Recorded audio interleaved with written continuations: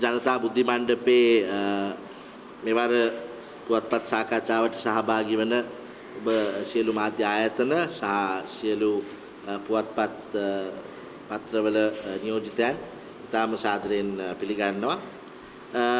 විශේෂයෙන්ම ජනතා බුද්ධි මණ්ඩපය අද පුවත්පත් සාකච්ඡාවක් ඇඳවන්නට හිතුනේ.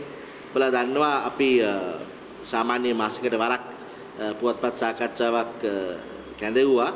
අපි තීරණය කළා තියෙනවා මින් පසු සෑම මාසයකම මොකද ඔබලාත් අපිට නිතරම කියනවා එක දවසක් කියන්නේ කියලා. ඉතින් මෙතන ඉන්න වෘත්තීයවේදීන් විශ්වවිද්‍යාල ආචාර්යවරුන් එක දණකට එක දවසකට රැස් කරන්න අමාරු හින්දා අපි තීරණය කළා තියෙනවා මින් මතුවට සෑම මාසයකම අවසාන අඟහරුවාදා සෑම මාසයකම අවසාන අඟහරුවාදා ජනතා බුද්ධි මණ්ඩපයේ පුවත්පත් සාකච්ඡාවක් තියෙනවා.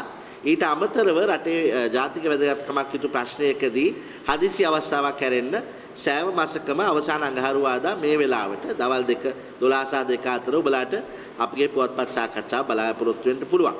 ඉතින් විශේෂයෙන්ම මේ අවස්ථාවේ අපි අද පුවත්පත් සාකච්ඡාවට රැස් වෙන්නේ අපි මෙතන ඉන්න අපි මේ කවුරුත් එකතු වෙලා මෙතන ඉන්න සහ නැති බුද්ධි මණ්ඩපයේ කවුරුත් එකතු වෙලා 2015 ජනවාරි මාසයේ කරපු ජනතා විප්ලවයට අවුරුදු 2ක් ගත වුණායි පස්සේ. දැන් මේ අවුරුදු 2 කෙරෙහි හැරී බලනකොට අපිට ජන මතය අපිට ඇහෙන ජනතා ප්‍රතිචාරය තමයි ගොඩක් වෙලා අපෙන් අහන්නේ කෝ වෙනස. අපි පිළිගත යුතුයි. ඔබලාට මතකයි අවුරුදු 2කට පෙර අපිට කතා කරන්න බැරි වෙලා තිබුණු නිදහස අපිට තියෙනවා. අපිට ඔබලාට මතකයි අපි ඒ කාලේ පාරට බැස්සේ වතුර බැරල් පොලිස් බැරල් විතරක් නෙමෙයි අපිට මතකයි නන්නාඳුනන හෙල්මට් දාගත්තු මොටර් සයිකල් අය අපේ පස්සේ නඩු ඉවරලා ගෙවල් වලට එනකොට ඒත් අපි පාරට බැස්සේ රටේ වෙනසක් කරන්න මිනිස්සුන්ට කතා කරන්න නිදහසක් අවශ්‍යයි කියලා ඒ හුස්ම ගන්න පුළුවන් කියලා අපි ඉතාමත්ම නිහතමානීව පිළිගන්නවා. අපිට අද කතා කිරීමේ නිදහස තියෙනවා. ඒකින්දම තමයි ඔයගලට පේනවා ඇති පුරවැසි සංවිධාන බොහෝ ගණනක් දැන් ඔයගලට පුවත්පත් සාකච්ඡාවට එන්න කියනවා. ඒක හොඳයි. ප්‍රජාතන්ත්‍රවාදී අයිතීන් සාකච්ඡා කිරීමට තියෙන අවස්ථාව හොඳයි. නමුත් එම නිදහසේ කතා කිරීමට අපි ලබාගත් අයිතිය පමණක්ම ඇත්ත අපි ඒ කරපු වෙනස සාක්ෂාත් වෙන්න. අපි ජනවාරි මාසේ 2015 වෙනස කරේ ජනතා විප්ලවයක්. මම එකවරක් පුවත්පත්වල ලියලා හැදුණා ඒක අපේ තුන්වෙනි නිදහස කියලා. ඒ අපි ගත්ත තුන්වෙනි නිදහසේ අපිට කතා කරන්න නිර්භයව කතා කරන්න ලැබිච්ච නිදහස පමණක්ම ඇද්ද මහ ජනතාව ඒක සලකා බැලිය යුතු ප්‍රශ්නයක්.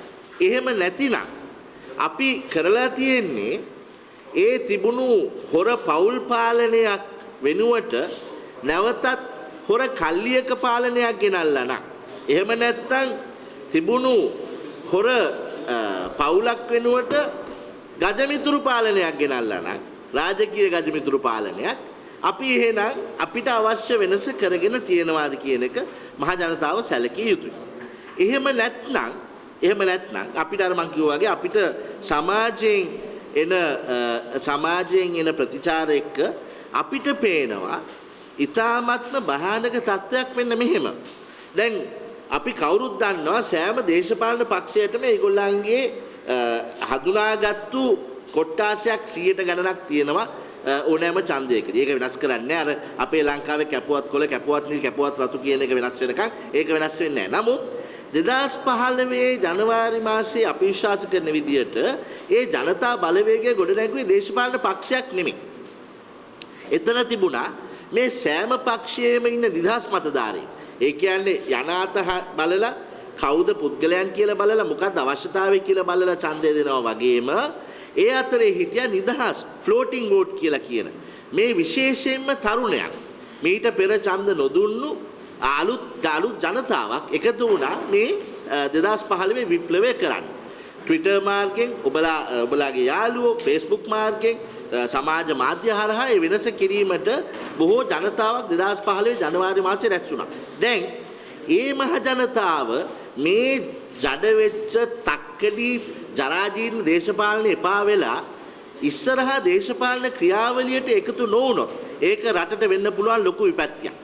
ඒකේ හින්දාම තමයි ජනතා බුද්ධි මණ්ඩපය අපි සාකච්ඡා කරේ අපිට පුළුවන් විදියට අපි ජනතාවට විකල්පයක් දිය යුතුයි.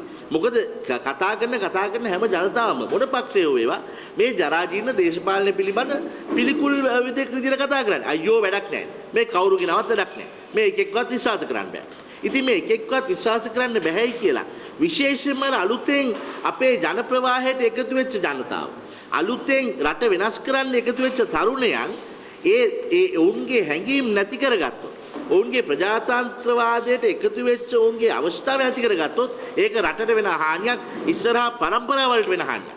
ඒකින්ද ජනතා බුද්ධි මණ්ඩපය විශේෂයෙන්ම අපි සූදානම් වෙන්නේ මේ වගේ ඔබලාව මාසකට වාරක් අඩුම ගානේ මාසකට වාරක් හමු වෙලා ඔබලාට විකල්ප මතයක් මේ අර මඩ ගහ ගන්න දේශපාලන සාකච්ඡා වගේ නෙමෙයි.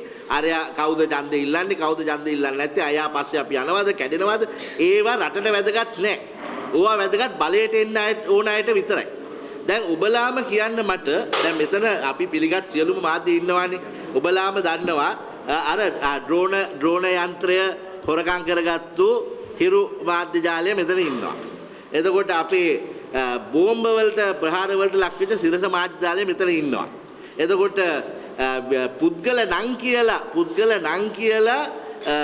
පුද්ගලිකව පාර්ලිමේන්තු වරප්‍රසාද වලට යටත් වෙලා පුද්ගලික ප්‍රහාර එල්ල කරපු දෙරණ මාධ්‍ය ජාලය මෙතන ඉන්නවා. එතකොට අපේ ශමින්ද ෆර්ඩිනෑන්ඩෝ වගේ මහත්තයා වගේ අයිලන්ඩ් එකේ නමින් ප්‍රහාර එල්ල කරපු පුවත්පත් මෙතන ඉන්නවා. එතකොට රූපවාහිනිය ජාතික රූපවාහිනිය මමත් කාලයක් ප්‍රෝග්‍රෑම් එකක් අධ්‍යයනය කරපු ජාතික රූපවාහිනිය ඇතුළට ඇවිල්ලා රජයක අමාත්‍යවරයෙක් රූපවාහිනියට කරපු ප්‍රහාර කාලයක් ඔබලාට මතකයි.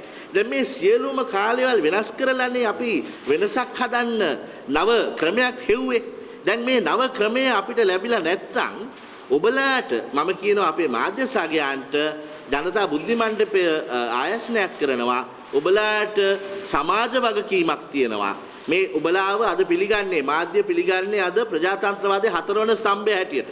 විධායක ව්‍යවස්ථාදායක අධිකරණ බලයන්ට අමතරව හතරවන ස්තම්භය fourth pillar of democracy කියලා ජනමාධ්‍ය අද පිළිගන්නේ දේශපාලන විද්‍යාවේ. එහෙනම් ඔබලාට සමාජ වගකීමක් තියෙනවා මේ පණිවිඩය සමාජගත කරන්නේ. මොකද්ද පණිවිඩය? ජරා ජීර්ණ වූ විශ්වාස කඩ කරපු දේශපාලනය පිළිබඳ තියෙන බලාපොරොත්තු සුන් කරගෙන ප්‍රජාතන්ත්‍රවාදී අයිතීන් වෙනුවෙන් තියෙන අපේක්ෂාවන් නැති කරගන්න එපා. මොකද ඒකට විකල්පයක් දෙන්න ශ්‍රී ලංකාවේ ඕනෑතරම් ලංකාවේ දැනින් උගරගත්තු ලංකා විශ්වවිද්‍යාලවල ඉගෙනගත්තු පුරවැසියන් ජනතා බුද්ධි මණ්ඩපය වගේම තවත් ගොඩක් අය ඔබලා වෙනුවෙන් කතා කරන්නටත් ඒ ඔබලාගේ කන මෙහෙවන්නටත් ඔබලාට නායකත්වය දෙන්නත් ඕන තරම් සමාජයේ ඉන්නවා. ඒකින්ද අපි ඒක මූලිකව කියන්න කැමති අපි සමග වෙනස කරන්න එකතුණු ජනතාවට අවුරුදු දෙකක් ගිහිල්ලත් ඔබලාට අපි වගේම හිතෙනවා නම් ගොඩක් දේවල් වෙලා නැහැ.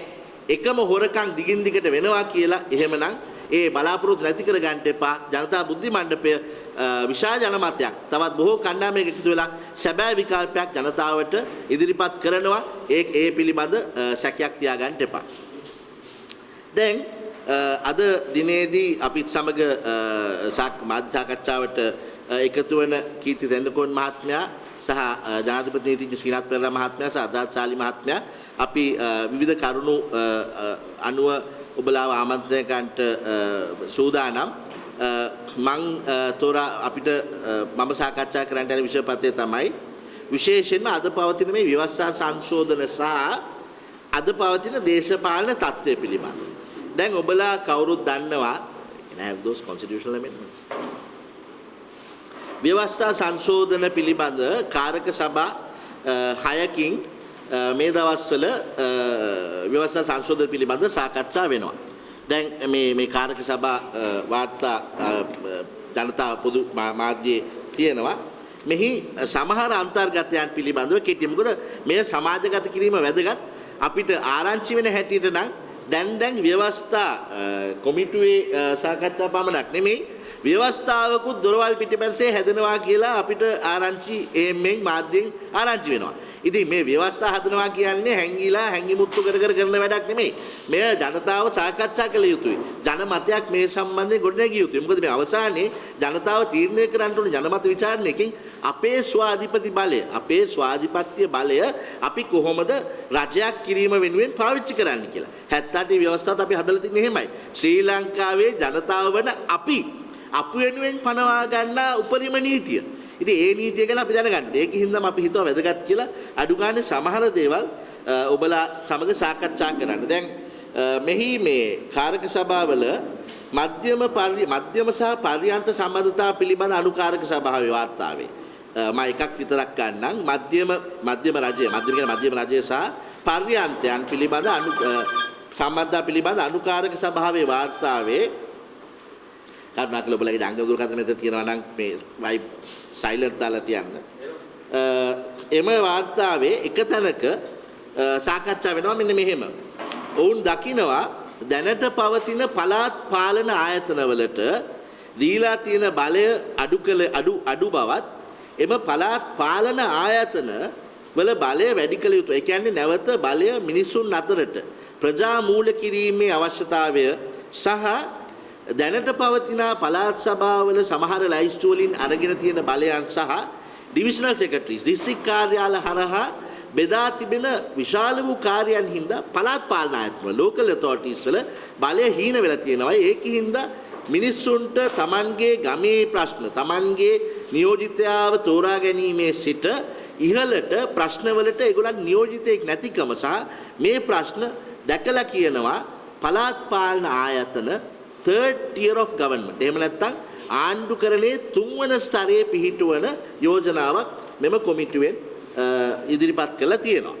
දැන් ඒකත් එක්කම වුන් ඉදිරිපත් කරනවා මේක අලුත් දෙයක් නෙවෙයි ප්‍රජාතන්ත්‍රවාදයට නම් ඇතන්ස් පාටවල ප්‍රජාතන්ත්‍රවාදය පටන් ගත්තෙත් ඍජු ප්‍රජාතන්ත්‍රවාදයෙන්. මිනිස්සු කෙලින්ම සම්බන්ධ වුණා ඒගොල්ලන්ගේ ආණ්ඩු කරන තීරණ ගැනීමට. මහත්මා ගාන්ධිතුමා පංචායත් කියලත් ඉන්දියාවේ කෙරෙත් මේකම තමයි. දැන් මේකේ 2017 නිදහස ලැබිලා අවුරුදු 70ක් ලං වෙලා ඔන්න අපි තීරණය කළා තියෙනවා නැවතත් බලය මිනිසුන් අතරට ගෙන යා යුතුයි කියලා. ඇයි එහෙම කියන්න හේතුව? දැන් මේකේ මෙම කොමිටුව ඉදිරිපත් කරන යෝජනාවක් ග්‍රාම රාජ්‍ය සංකල්පයක්. ග්‍රාම රාජ්‍ය කියලා සංකල්පයක් මත බලය නැවතත් පුරවැසියා අතට දිය යුතුය පුරවැසියාගේ එදිනදා තීරණ ගැනීම හින්දා. ඉතින් කෙනෙක් නැවතත් ගෙන යා යුතුයි කියලා පිළිගන්නකොට ඒකෙන්ම මොකද්ද උද්ගත වෙන ප්‍රස්තුතය? ඒක මිනිසුන් ගාව දැන් නැහැ කියලා. නැවතත් මිනිසුන්ට බලය ගෙනියන ක්‍රමයක් හදනවා නම් මොකද්ද ඒකෙන් ගම්‍ය වෙන්නේ? එහෙනම් මිනිසුන් ගාව ඒක නැහැ. ඉතින් මිනිස්සු ගාව නැත්තම් ප්‍රශ්නයක් තියෙනවා. මොකද ශ්‍රී ලංකාවේ ව්‍යවස්ථාවේ තියෙනවා පරමාධිපත්‍ය බලය අපසතුයි කියලා. මේක අපින් අන්සතු කළ නොහැකිලු. මේක අපි කාලෙන් කාලයට අපි විසින් තෝරා ගන්න නියෝජිතයන්ට දෙනවලු අපි ආණ්ඩු කරන්න. අධිකරණයට ව්‍යවස්ථාදායකට විධායකයට. දැන් කොමිටුව කියනවා මේක මිනිස්සු ගාව නැහැලු. එහෙමනම් මේක අපෙන් අන්සතු වෙලා. එහෙමනම් අපේ පරම අධිපති බලය අපෙන් අරගෙන මේ අවුරුදු 70 තුල ඒකින්ද මහ ජනතාව දැන් අපේ ආණ්ඩුක්‍රම සම්පාදන කොමිටුවම කියනවා නම් ඒක අපෙන් අරගෙන තියෙන්නේ මේක අපිට නැවත ගන්න තියෙනවා කියලා. එහෙමනම් අපිට ක්‍රමයක් හොයන්න වෙනවා දැන්. නැවත මෙය අපි ළඟට ළඟා කිරීමේ ක්‍රමයක්. ඒකට බුද්ධිමය විකල්පයක් ජනතා බුද්ධි මණ්ඩපය ඉදිරියේදී ඔබලා සමග සංවාදයක් මගින් අපි ඒක සාකච්ඡා කරන්න බලාපොරොත්තු වෙන කොහොමද අපෙන් උදුරාගෙන තියෙන මේ පරමාධිපති බලය නැවත ජනතාව වෙත ළඟා කරගන්නේ කියලා. මේ සමගම අද දවසේ මේ අවස්ථාවේ පාර්ලිමේන්තුවේ සාකච්ඡා වෙන මේ බැඳුම් කර මගඩිය පිළිබඳව ජනාධිපති කොමිසමක් දැන්පත් කළ තියෙනවා. ඒ පිළිබඳව කීර්ති දෙනකොල් මහත්තයා සාකච්ඡා කරයි. නමුත් මම එහි එක අංගයක් ගැන සාකච්ඡා කරන්න බලාපොරොත්තු වෙනවා. දැන් මේ නඩුවක් ගොනු කරලා තියෙනවලු ශ්‍රේෂ්ඨාධිකරණයේ අපේ ගෞරවනීය තීනියාවල පාලිත හාමුදුරුවෝ උන්වහන්සේ මූලික අයිතිවාසිකම් නඩුවක් ගොනු කරලා තියෙනවලු කෝප්පාර්තාවේ අන්තර්ගතය වැරදි හින්දා මේක බලරහිත කරන්න. මේ නඩුව ශ්‍රේෂ්ඨාධිකරණේ අහන්න බෑ. ඇයි අහන්න බැරි? මෙය ජනතාවගේ ව්‍යවස්ථාදායක බලය පිළිබඳ ප්‍රශ්නයක්. ඔබලා දන්නවා අපේ ශ්‍රේෂ්ඨාධිකරණේ දැනට විභාග කරන්න පුළුවන් එක්සිකියුටිව් ඇක්ෂන්. එහෙම නැත්නම් විධායක බලය. ජනතාවගේ විධායක බලය හොබවන ආයතනයක්. ජනාධිපති හෝ කැබිනට් මණ්ඩලය හෝ ඔවුන් ඩෙලිගේට් කරපු ඔවුන් විසින් බාර දුන්නු දෙපාර්තමේන්තුවක් විසින් ක්‍රියාමාර්ගයකින් අපේ මානව හිමිකමක් උල්ලංඝනය වෙලා තියෙනවා නම් ඒ පිළිබඳව 12ක වගන්තිය සහ 126 යටතේ ශ්‍රේෂ්ඨාධිකරණයට මානව හිමිකම් නඩුවක් ගොනු කිරීමේ අවස්ථාවක් තියෙනවා.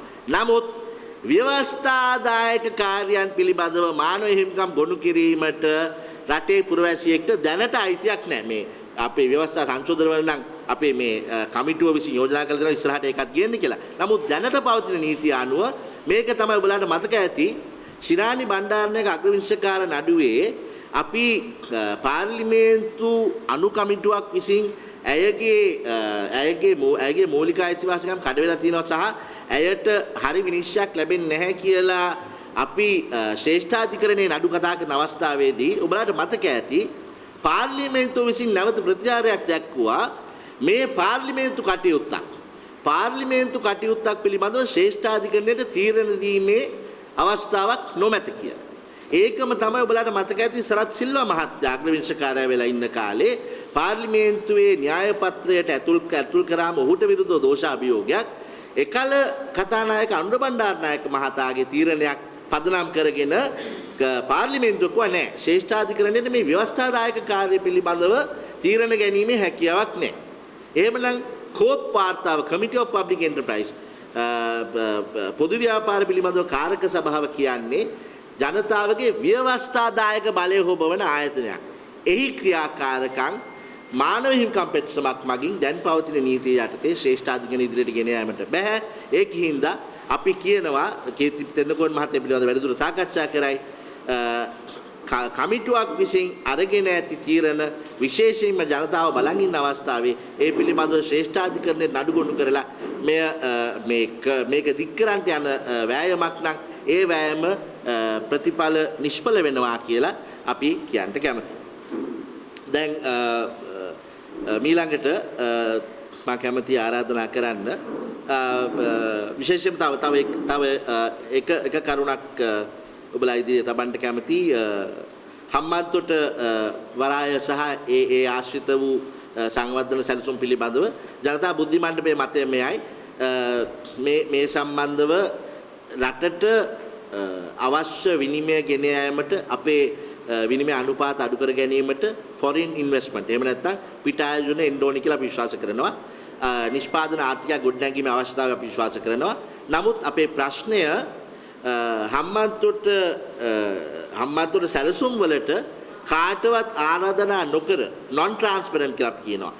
විනිවිද නොපෙනෙන විදියට චීන සමාගම් දෙකක් විතරක් දැන් මේ අවස්ථාවේ මේ පිළිබඳ ශ්‍රේෂ්ඨාධිකරණයේ පෙත්සම් දෙකක් තියෙන ඉඳන් මම මේ පිළිබඳ වැඩි කතා කරන්න කැමති වෙන්නේ නැහැ. මොකද මම ඒක පෙත්සමක මම පෙනී සිටින හින්දා නීතිඥ වශයෙන්. නමුත් හරයක් වශයෙන් පදනම තමයි මෙම විනිවිද නොපෙනෙන විදියට කිසිම වැලියු එකක් කරන්නේ නැතුව, එහි වටිනාකමක් බලන්නේ නැතුව, වටිනාකමක් නොදැන අපි විසින් තීරණය කළ කොම්පැනි දෙකට විතරක් කතා කරලා ලංකාවේ ආයෝජන දෙනවා නම් අපි ජනතා බුද්ධි මණ්ඩපයේ වශයෙන් ඒක අනුමත කරන්නේ නැහැ. නමුත් විනිවිද පෙනෙන සාධාරණ ටෙන්ඩර් ක්‍රියාපටිපාටියක් තුලින් ලංකාවේ ආයෝජනයක් කිරීමට ආරාධනා කිරීමට අපේ කිසිම විරෝධතාවයක් නැහැ. ඒක තමයි අපේ ඒ ගැන තියෙන මතය. මම දැන් කැමති ආරාධනා කරන් ජනාධිපති නීතිඥ ශ්‍රීනාත් පෙරේරා මහතාට බලා සමග පළාත් පාලන සහ ඉදිරියට එන ඡන්ද පිළිබඳව සහ ඒ ආශ්‍රිත කරුණු සාකච්ඡා කරනවා.